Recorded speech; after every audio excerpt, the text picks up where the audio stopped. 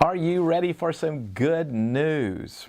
The gospel is the path to all joy and peace.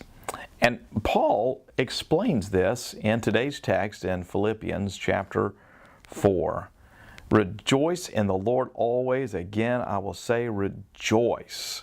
Let your reasonableness be known to everyone. The Lord is at hand. Do not be anxious about anything, but in everything by prayer and supplication with thanksgiving, let your requests be made known to God. And the peace of God, which surpasses all understanding, will guard your hearts and your minds in Christ Jesus.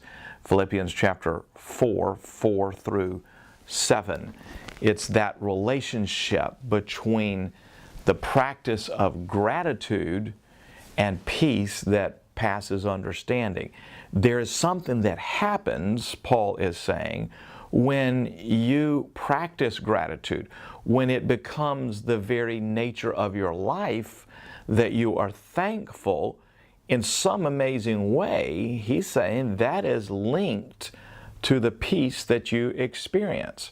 We know that peace comes from Christ, but there's a mysterious way in which that peace is appropriated, activated, received as you practice gratitude.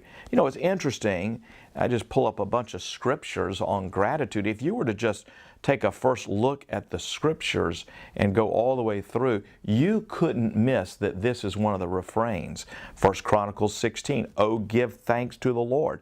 Call upon His name, make known His deeds among the people. 2 Chronicles 3, Hezekiah appoints divisions of the priests and the Levites for burnt offerings and peace offerings to give thanks and praise.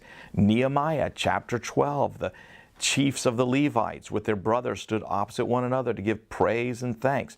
And then the Psalms, just over and over. I'll give thanks to the Lord, Psalm 7. Psalm 9, give thanks to the Lord. Psalm 28, my Lord is my strength and my shield. In Him my heart trusts. My heart exalts with Him. In song I give thanks to Him. Psalm 30, Psalm 33. You just go all the way through the Psalms. It doesn't just stop there, but Isaiah prophesied, you will say in that day, I will give thanks to you, O Lord. Jeremiah prophesied, Daniel prophesied. Over and over and over, you come to the scriptures and you see that this attitude of gratitude, this demeanor of giving thanks is so important that the Lord's just filled the scriptures with it. Why? Because when you are thankful, there's only one way you can be, and that is you're aware of grace. The word for gratitude is Eucharistio. In the middle of Eucharistio, you might know that communion is sometimes called Eucharist. It means thanksgiving. In the middle of Eucharist is charis, grace. When you think of grace, you get thankful. So when you give thanks, you can't help but think of grace. And it's the grace of God that brings peace and guards your heart. In that sense, the grateful person is a person full of peace. And that's the gospel.